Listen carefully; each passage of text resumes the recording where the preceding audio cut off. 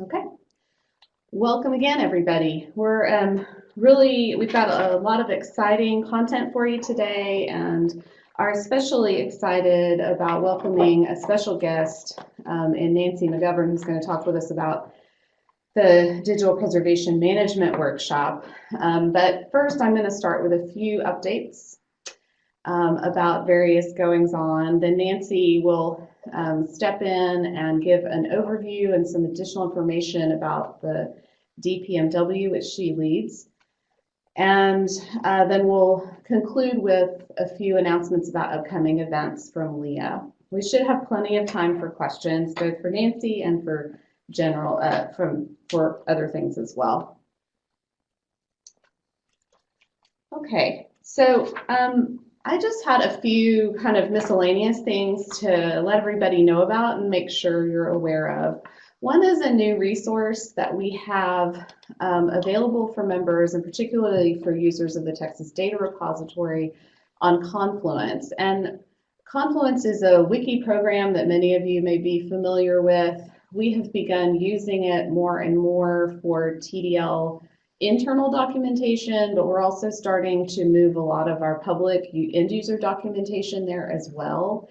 Right now, the thing that's most robust and most complete on that wiki is end user documentation related to the Texas Data Repository. But I wanted to go ahead, even though other parts of it aren't as built out, wanted to go ahead and make sure that our members know that this resource is being built and that a lot of the user documentation that you might have previously found on the TDL.org website or that might be in different places in Google Docs or other places, we're trying to gather and move over into this Confluence site. So be aware of that. Make sure you know this resource is available and that more resources will become available here in the future. You heard us talk, I think, last time about the DSpace Education Working Group and some of the DSpace documentation they're creating for TDL members. That will eventually go into this Confluence site as well. Secondly, I wanted to give you an update on a meeting I attended last week, which was the DuraSpace Member Summit, which was held in conjunction with the CNI meeting last week in San Diego. I attended this meeting representing Texas Digital Library, and this is a meeting at which DuraSpace members can attend and get an overview of DuraSpace's activities and the state of DuraSpace. And if you remember, DuraSpace is the umbrella organization, the nonprofit organization that oversees development of a number of open source software platforms that digital libraries use, including Texas Digital Library. They manage the DSpace repository platform, DuraCloud, which we use for our digital preservation services, and a number of other things as well. So this is a meeting where all of those different open source projects can come together, learn about what's going on, and it also provides an opportunity for each one of the projects, DSpace, for example, to have breakout sessions with their own members to talk about issues of importance about the project. There is this first bullet point is a link to a Google Doc that was a shared notes document that was used during the meeting itself. So it'll give you a really great overview of what was discussed there, what happened there. And I encourage everybody, if you're interested in learning more about what happened at that meeting and what issues were discussed, to review that. There are also some photos and all kinds of things in there. One of the big topics of discussion at the summit for the DSpace community was DSpace 7, which is the latest and greatest version of DSpace that's currently under development. You may remember that this is a really big effort, a really big change to DSpace, an effort to really modernize and update the DSpace 7 user interface and some of the underlying structures in DSpace, including the data model a little bit. So, for instance, this will result in a new REST API for DSpace, a new modern user interface, and new support. We're hoping right now that this will include new support for managing different kinds of entities in DSpace, including authors and funders, and the ability to assign identifiers to those things and manage them better and differently than currently is available in the current versions of DSpace. So this is really exciting work. It is ongoing with plans to have a release of DSpace 7 sometime after the first of the year, so sometime in early 2019. I've included a link here to the DuraSpace wiki, which has some information that gets updated relatively frequently about DSpace 7 development, and encourage those of you interested in that to review that information and stay up to date. Okay. And then finally, I wanted to remind everybody that TCDL is almost exactly 1 month away from today. And we are, as always, really excited about this year's program, which is published on SCED at the link here on the slide, tdl.org/tcdl/TCDL 2018 program.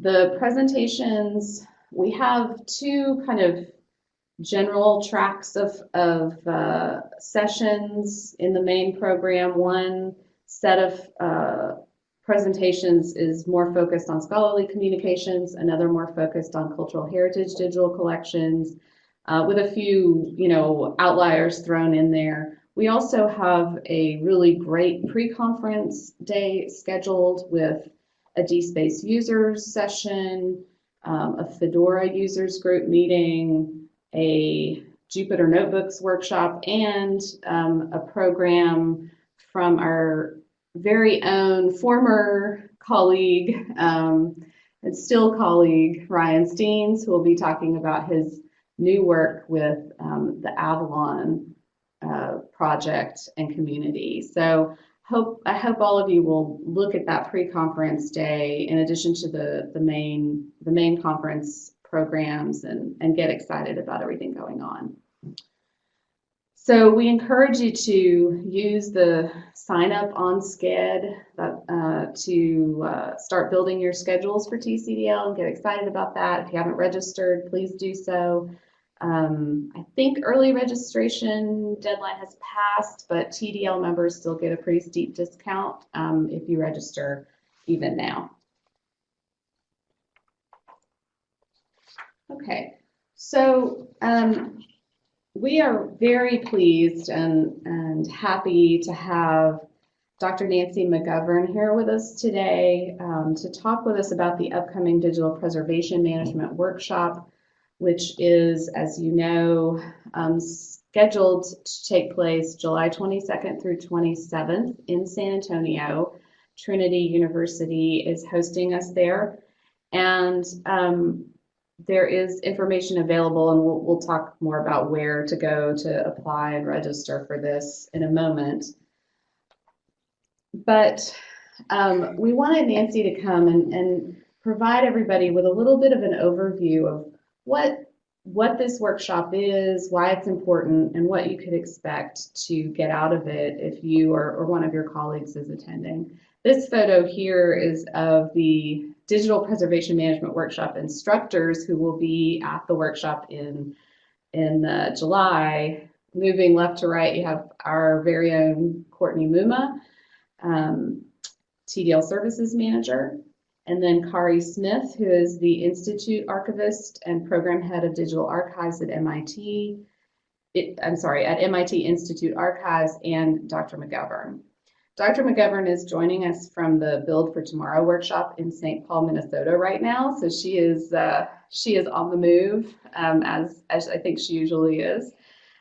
She is the Director for Digital Preservation at MIT Libraries and directs these digital preservation management workshops, which have been offered more than 50 times in a dozen countries since 2003. She is an expert with, very deep experience in the preservation of digital content, and we've known that for a long time here in Texas, for many reasons, but my favorite reason is that she was our keynote speaker at TCDL in 2013 and was a wonderful keynote speaker for us. And we're so happy to bring her back to Texas for this workshop over the summer. So Nancy, I'm going to turn it over to you to give us a little bit of more information about the Digital Preservation Management Workshop. Excellent. Thank you so much. I'm really pleased to be here today. If you do hear any strange noises, I'm in a conference center, so anything could happen. And thank you for saying that about that. I loved coming to TCDL. I really enjoyed my interactions with TDL, and I'm a big fan. I tell people about TDL all the time. One of the things I think you saw the faculty members, me and Courtney and Kari, we also bring in virtually some people who are working on things we think people who attend need to hear about. So we try to bring the kind of baseline of practice to help managers of all kinds at all levels, from senior to line managers, people who have to make decisions for real-time and overtime reasons. And so it's a group that is the curriculum is aimed at that group, but that our cumulative experience in the faculty is pretty extensive. One of the things that we really like to stress with people is that during the week, it's up to everyone to just make the most of us all being there and available and happy to talk about during the sessions or in between sessions or in the evening, anything that people have on their mind. Sometimes it's sort of something people want to share with the whole group. Sometimes it's like, I just have this burning question that's really just mine. It's about connecting the dots, connecting people. The people who attend are in a cohort that continues on afterwards. We join people to a listserv if they choose that connects you to people who have stayed in the workshop community, sort of, and we send out, it's a very kind of, not very active, but a list that connects you to other people who are doing the very same things. Because one of the things the workshop does is remind people that everybody's working towards good practice, and practice evolves with technology. So organizations, it's about building organizational capacity through decision making along the life cycle. When you get things, what things do you get? What then do you do about them? We get a lot of questions like, is it hands-on? It's hands-on from a management perspective. We do as many exercises as we can fit in to talk about decision-making that turn into rules, that turn into policies. It's all about the wherewithal and getting company with other organizations. So we're very excited about coming and doing the workshop with TDL members and some people from beyond. We're excited that Natalie Bauer is someone in Mexico who is doing digital preservation there and is trying to build community, and we're really pleased that she's going to be able to make it. We have a couple people coming, newcomers to our team at MIT. They'll be there, so it'll be a nice mix of people.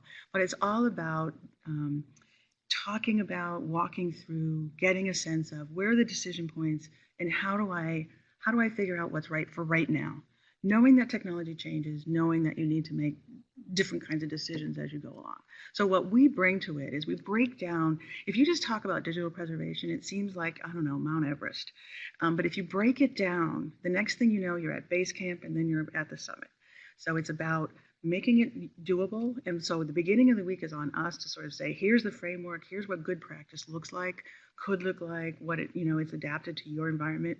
By the end of the week, it's on, we help people build up to what are the 2 or 3 things that your organization needs to do to get connected to your needs for digital preservation, for sustaining your digital content and collections.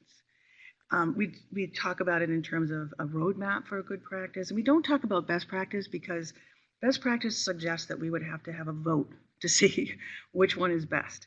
Good practice is, not everything is good, but there's a broad array of things that are good and better than what we could do before. The DP management tools are, we went through things like if you have to develop a policy, here's a framework for doing that. It walks through all the things that organizations have to do, define workflows, connect tools into workflows, do self-assessment and audit over time. We walk through all those things and provide tools online through our workshop website that help people do these things.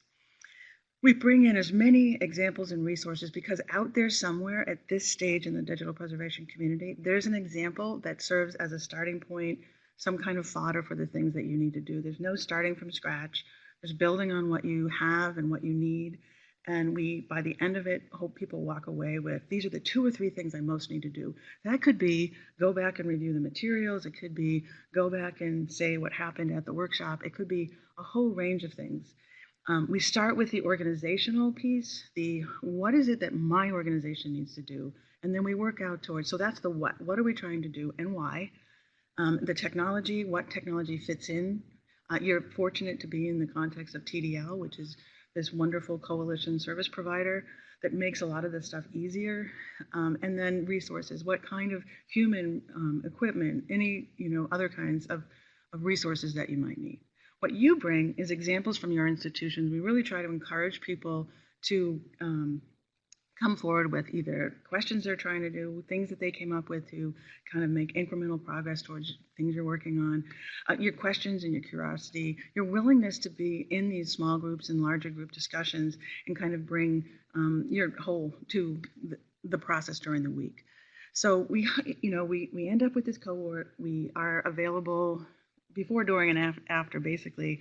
I have to say I've never met a digital preservation conversation I didn't like. I'm always willing to talk to people about questions they have. So it's the curriculum itself is really strong. A lot of it goes back to our very first workshop in 2003. It's amazing to me that we've been doing it for 15 years, but there's something about during the week when people kind of go like, oh, I think I can do this part, and they carry on from there. So it's really worthwhile for us. We love doing it. We're really happy to have Courtney on our team. She's been with us any number of times for the last, oh my gosh, probably 5 years. And it's just a wonderful team for us, and to be able to bring these things to people is a real experience that we enjoy each time. Around about the first day, I say, oh, what a great group. And Kari and Courtney go, yes, Nancy. Because it always kind of works out that way. Anyway, that's what I kind of have for things that I wanted to talk to you about. And I'm happy to answer any questions, and I hope to see a whole bunch of you there. Thank you so much, Nancy. If there are questions from anyone on the line, I know Nancy would love to hear them. You can enter them in the chat window. We also have microphone rights enabled in this meeting today, so if you want to enable your microphone and just ask verbally, that would be fine too. I did, while others are thinking of their questions, I did have a question for you, Nancy. So you've been doing this for 15 years now or so. Have you seen any evolution in the kinds of questions or challenges people are coming to these workshops with? How has that changed over time? Yeah, absolutely. A lot of the organizational framing has it's just been building, and it's kind of like it's not that it doesn't increase, but it stays. It stays a constant framework. The technology piece, of course, it changes, but what we're talking about is decisions about technology, not specifically how to use this technology. That's a different kind of training that people can get in a lot of places. It's about, why would I use this tool another time? So those kind of questions we have seen change a lot. When we first started doing it, we were talking about, what are file formats? How do we, connect metadata? And we've moved up to objects, to collection level, to collaborative work across organizations. We are seeing definitely different kinds of questions emerge as people become more engaged with their digital collections, more familiar with the kind of broader context. But the fundamentals of all the 3 of the legs have remained remarkably sturdy. Ann Kenny and I published an article on the 5 stages that we use, and right around in 2003. And it has been, it's a steady frame, because good practice is not, it doesn't get washed away by technological change, it gets reinforced by it. That's really interesting. We have a number of smaller institutions who are part of our consortium who may not have, a digital preservation librarian, but it's somebody, the same person who's working on a number of different, wearing a lot of different hats within their library. How would you talk to those folks about, what they can get out of this workshop and how it will help them, even if they can't go back and spend 100% of their time working on digital preservation? Sure. That's a great question, and we get those kind of a lot. It's some people try to think that the curriculum we use is for larger organizations. It's for any organization, any context, any sector, and it's because it's really about right-sizing your program for you. So the kinds of things I think smaller organizations get out is that, you know what, some of the larger organizations are not much further ahead than we are.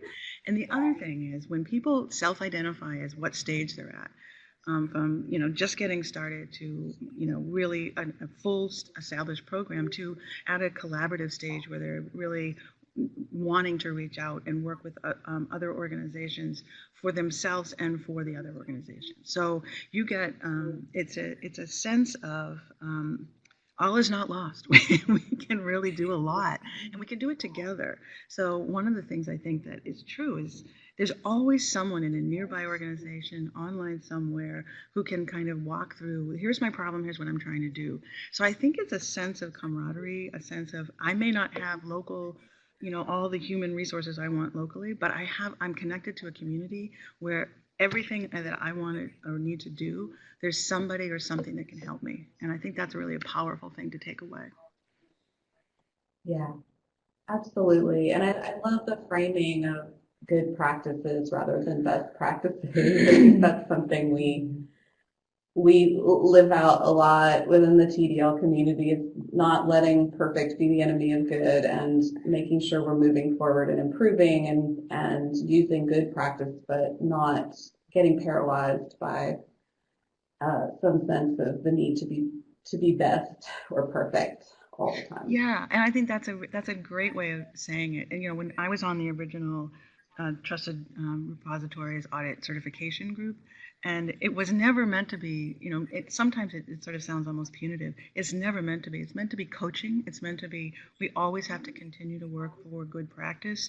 And how can we do it together? How can we get some really constructive feedback using the requirements that we know we're all trying to meet? So it's meant to be very much of a team-based, community-based approach throughout the digital preservation community. And that's why I'm so committed to it, because that's been true for a long time for me. And I think that's what everybody can bring away from it. The place to start is not with technology. It's about what you want to do and how the technology can help you do it. And I think one of the things we get asked too is, we don't expect people to come with a computer unless they want to take notes. We do a class project, and there's some looking things up, but it's really about the discussion, the opportunity to engage in the exercises and the discussions together, and kind of figure out how it might apply to your situation. So it's not about, we use specific examples of technology to demonstrate some of the principles. And you can, during the week, take advantage of all of our cumulative experience to get a demonstration of something if you want. But it's really about managers making decisions that they're going to have to make over time, incrementally, and know that that's an ongoing thing. It's preservation planning. It's not a preservation plan. Right. That's great. Okay. Are there additional questions from anyone else on the line? We'll wait just another couple of beats. All right. Well, Nancy, thank you so much for this overview and this information. This was really wonderful, and appreciate you taking the time to talk with us. We are so excited to see you again in not too many months.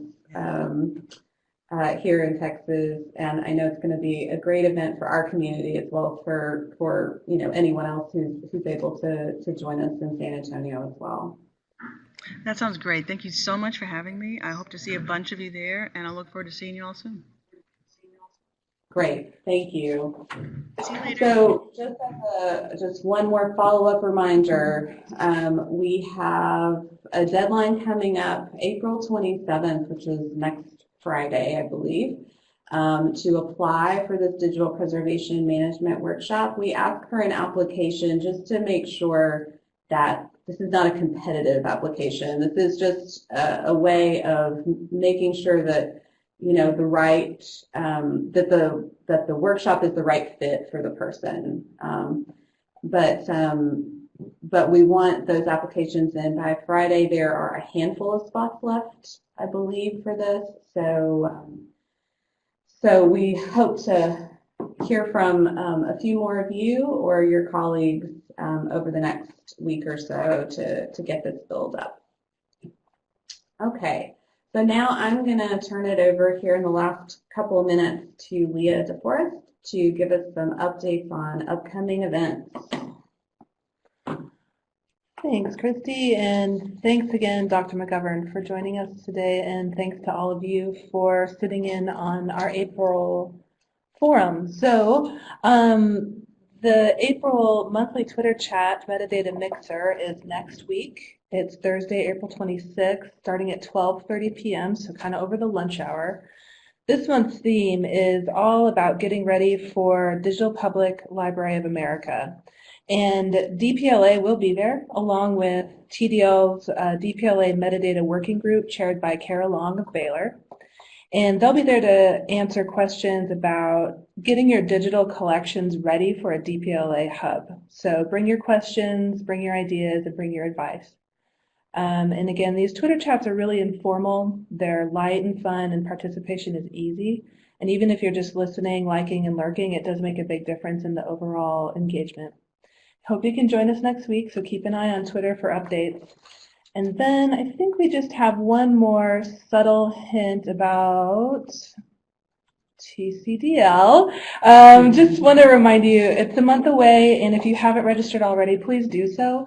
Remember to book your rooms, please. We have a few more rooms available, but they're going quick. So if you are traveling to Austin, get your room booked, get registered, and start building your schedule using Sched. And a special reminder to the presenters out there that you do have to register for the conference. I think we're at time, so we better get going. So we are running up against the end of the hour here, but if there are questions about anything for Nancy or for me or Leah, please feel free to ask them in the chat window.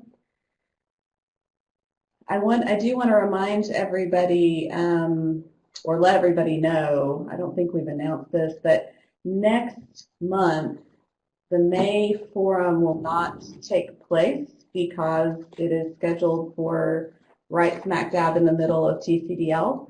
So we'll probably send out an email reminder about that sometime over the next few weeks, but just be aware that we won't be meeting in May. Instead, we'll be meeting in person here in Austin for TCDL, and then we'll resume these phone calls in June. Doesn't look like there are any questions, so I'll just say thank you again to Dr. McGovern for joining us today, and to all of you for joining us and listening in to this update. Hope you all have a great April and look forward to seeing you very soon next month. Bye, everybody.